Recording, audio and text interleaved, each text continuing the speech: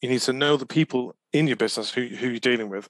You kind of need to find who is the right person to speak to. So in AP, who is that right person who's got their finger on the pulse? You're hoping that the AP manager and the AR manager are good, and generally everywhere I've been, they have been actually. It's quite they're a decent set of people who get to that position and they know what they're doing.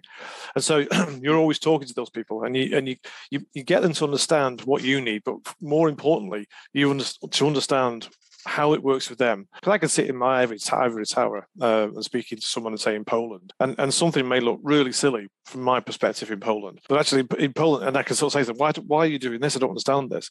Until you go out to them, and then you see and you explain to them, you talk to them about these things, then you get a kind of understanding from both sides. And actually the chances are they know a damn sight more than I do. They know their customers, they know the suppliers, they know the sort of local sort of foibles of what's going on.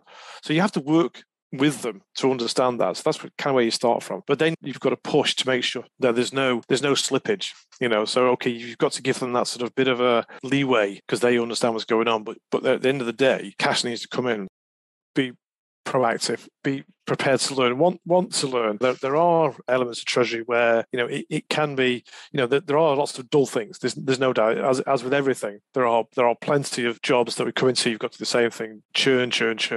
There's no doubt everything has that. There's no career that doesn't have that, where you've got all that learning. But it's the on top of that, want to develop it, want to move it on. If you could show a sort of keen attitude and are willing to learn within Treasury, actually, and because it's a fairly niche side of finance, you're going to be competing with a handful of other candidates for roles. And if you can just sort of show that sort of zest and that sparkle to want to learn and to want to move it on, then you can shine, and you can and the curve can climb up quite quickly in Treasury. As I said, there's always a stress. I think I mentioned before about not being afraid to put your head above the parapet. It's a learning curve. I learn all the time, every week. But most Treasury committees, I learn something new. And I can sometimes get caught out with questions. You think, right, should have known that. Okay, next time I'll do that. And then you're always thinking about the stuff that you produce for the Treasury committees. Okay, maybe we can try this. So don't be afraid to suggest new ideas.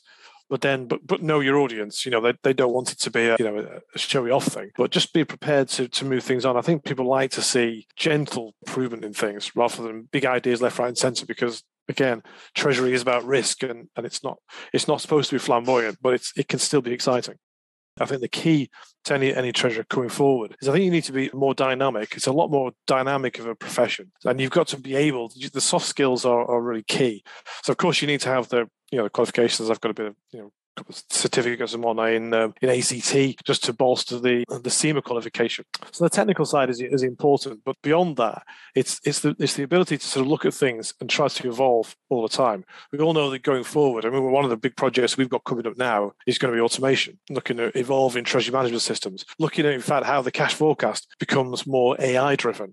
So that's going to be a big thing, and that will feed into everything. So as soon as you do, if you do an FX transaction, it will feed through automatically from you, perhaps you getting a forecast in. It then looks at what you need. It then goes away and produces the ticket to buy and sell currency in the future.